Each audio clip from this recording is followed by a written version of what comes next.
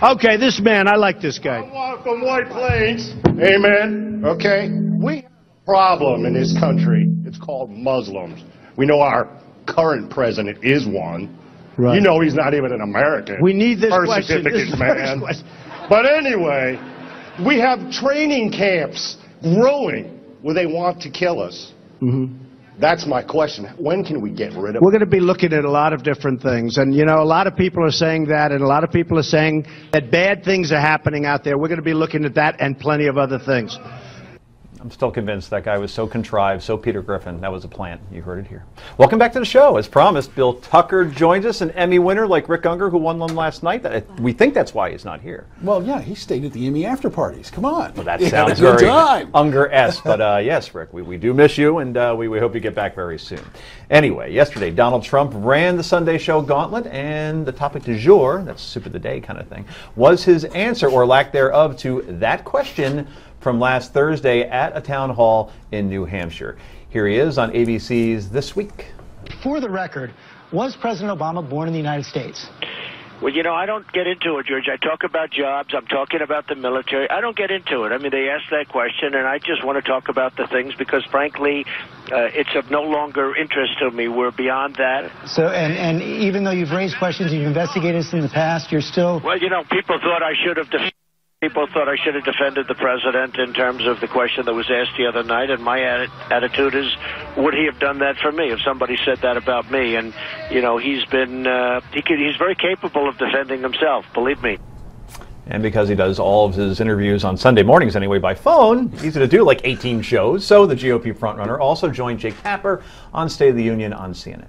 This man said, quote, "We have a problem in this country, it's called Muslims." Now, you are not responsible for what he says, but this is raw, unvarnished, ignorant bigotry. You are a leader. You're the front runner in the Republican race. Do you not have a responsibility to call out? Well, you know, we could be politically correct if you want, but certainly, are you trying to say we don't have a problem? Because I think everybody would agree. I have friends that are Muslims. They're great people, amazing people. What's the problem? Well, you have radicals that are doing things. I mean, it wasn't people from Sweden that blew up the World Trade Center, Jake. All right, Hirschfield, is Trump right? Is he being unfairly criticized here? Yes and no. He was right about the fact that radical Islam is a genuine threat. And anyone who doesn't know it is stupid, and anyone who's afraid to say it is a coward.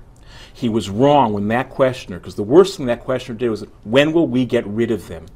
He was calling either for the mass deportation at best or far worse of an entire community of millions of people in this country. That's obscene. His role in that moment was to say, look, you can think what you want about the president. He should have said, it's stupid to think he's not American.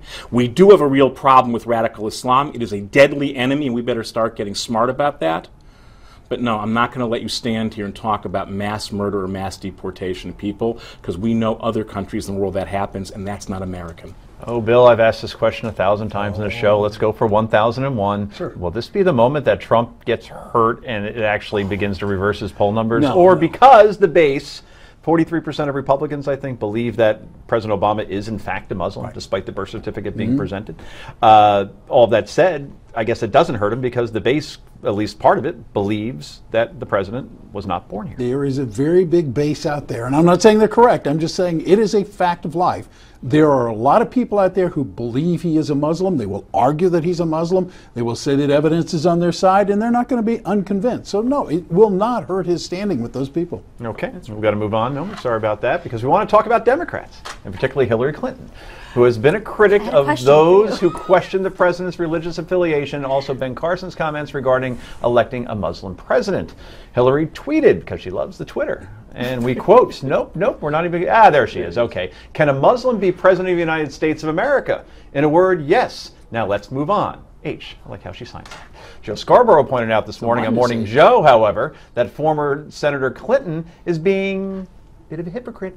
For Hillary Clinton to come out and criticize anybody for spreading the rumors about Barack Obama, when it all started on 60 Minutes, when it all started with her and her campaign passing things around in the Democratic primary. Rich, now listen, he says he is. The Republicans are wrong for doing what they're doing, This started with Hillary Clinton, and it was spread by the Clinton team.